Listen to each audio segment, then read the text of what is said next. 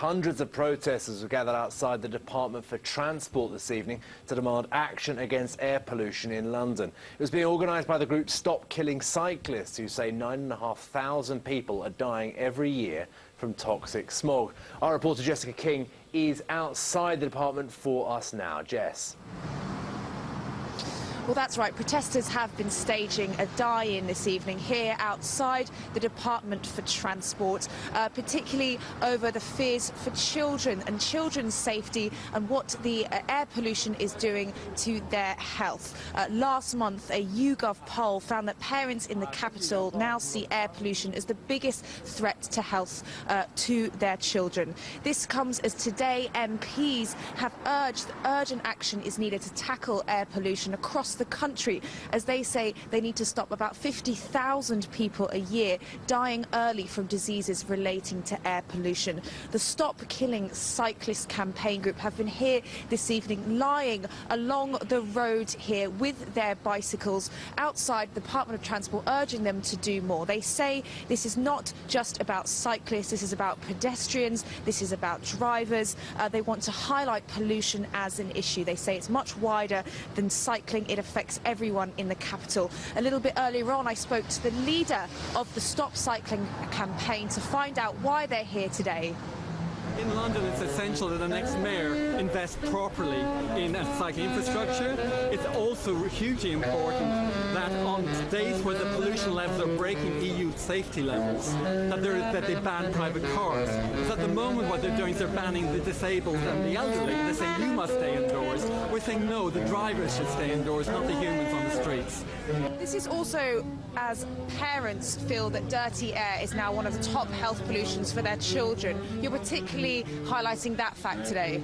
Yes, with the toys here, with the gas mask, what we're actually saying is there is hundreds of thousands of children in London living beside polluted streets, and their schools are beside polluted streets, and the pollution is affecting their lungs for life, stunting them. And secondly, pollution leads to asthma. We've got 8 million asthmatics in Britain, and London especially, so this is hugely important for all Londoners, especially children.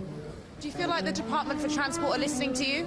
Well, we're here today. It's our first day protesting. We will be pressing this on both the Department of Transport and on the London Mayor over the coming months, because this is not a protest that's going to go away until we stop the pollution. I mean, today MPs have recognised the fact that there are 50,000 people across the UK who are suffering from this. So do you think that's going to help your cause? Well, as the tombstone says, 240,000 people have died since this government took power. That's got to stop. We can't accept another 250,000 in the next 6 years should die. So that's why it's hugely important what the MPs say is important. But what's crucial is the person inside here, Patrick McLaughlin, who is, in my view, has been a disaster for the streets of London, for the children of London. Patrick McLaughlin's got to answer for the genocide that's happening on our streets. Well, they want to reduce traffic, ban on all diesel-powered vehicles in the capital, and more funding to improve cycling infrastructure. We have asked the Department for Transport for a statement on this. They've got yet to get back to us.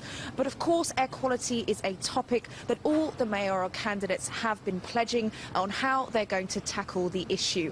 London Live's Anthony Baxter has been looking into why it's risen to the top of the environmental agenda.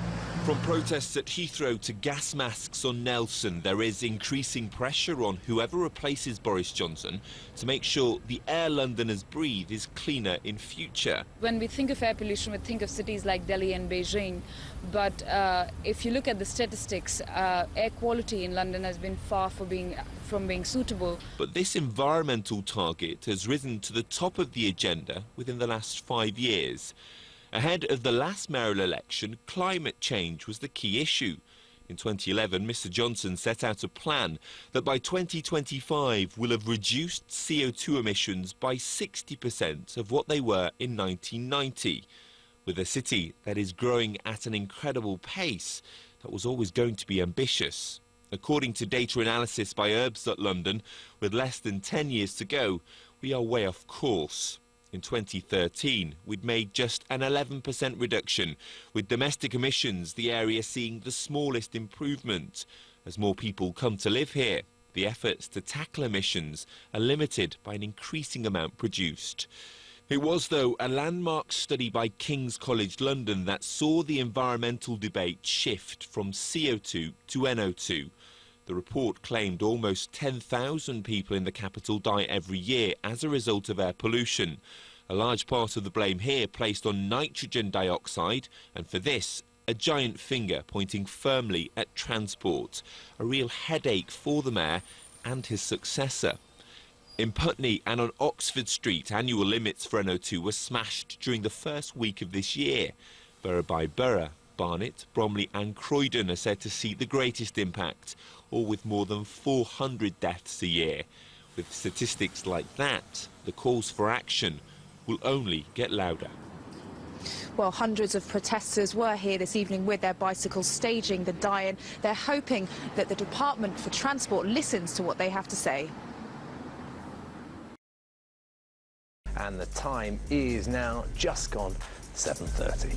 Hundreds of protesters were gathered outside the Department of Transport this evening to demand action against air pollution in London. It was organised by the group Stop Killing Cyclists, who say that 9,500 people are dying every year from toxic smog. With me now to tell us more is Jessica King outside the department for us now. Jess. Well, that's right, Luke. Protesters were here a little bit earlier on this evening staging a die-in to highlight the potential diseases related to air pollution in the capital and what dangers they pose, particularly to children's health. That's what they were really talking about here today. They had scattered children's toys across the road. They also lay down in the road themselves with their bikes. These were the campaigners from Stop Killing Cyclists. It comes as last month a YouGov poll found that parents in the capital now see air pollution as the biggest health threat. And of course today MPs have said that urgent action is needed to tackle this, as there are about 50,000 people across the country dying early from diseases related to air pollution. Stop Killing Cyclists say that about 9,500 people are dying here in London every year because of illnesses related to that, such as lung disease, heart problems and cancers caused by the toxic air. Well, Sian Berry, the Green mayoral candidate for the London mayor, was here a little bit earlier on as well. She gave me her thoughts as to why she's here and also why it's one of her top pledges in her manifesto to deal with air pollution. Well, today's die-in is about cycling, but it's also about air pollution. I think it's really good that the Stop Killing Cyclists campaign have brought these two issues together, because obviously it's all related. You know, it's the vehicles that cause the pollution we should be giving people alternatives to, and people who are on bikes are actually breathing in, because they're working while they cycle, they're breathing in lots of pollution on the roads, and with 10,000 people across London dying early because of air pollution, you know, cyclists are amongst those people, and yet they're doing the right thing. So I think today's protest is really, really important, and we've talked about clean air, we've also talked about cycling funding, and on both those issues my policies have been rated 10 out of 10 by different organisations, and I think it's great that people are recognising cycling as an important election issue, and that people are looking at our plans and seeing how serious they are. Air pollution is one of the key points, of course, in your manifesto. Do you think TfL are listening to what you're proposing? I hope so, because TfL have a legal obligation to get the air pollution down within legal limits as soon as possible. Whoever's the next mayor is going to have to improve on Boris's ultra-low emission zone. And the plans I've put together, like I say, have been rated highly by the campaigners, and I think they are the right way to go. And I'm prepared to help whoever's mayor, even if I'm not mayor, I'll be there on the London Assembly, helping them to get these measures through, because London needs it. And what are your sort of key points in tackling air pollution? If you could kind of sum it up for Londoners, how would you tackle this huge problem? Well, it's important you tackle it both from the point of view of reducing the emissions from the vehicles that we have, so that's buses, taxis, also giving incentives to change to cleaner cars, but you've got to reduce the amount of traffic as well, and that's the key point that I think the other candidates are not really focused on. I want to do really big things, a new congestion charge that's smarter and fairer than the one we have at the moment, and a new ultra-low emission zone as well, and that will reduce the amount of traffic on the streets, and giving people alternatives like cycling, investing in new cycling infrastructure will do the same. You've got to tackle it from all the different angles, otherwise you might not get anywhere, and that's the situation we've had in London up to now.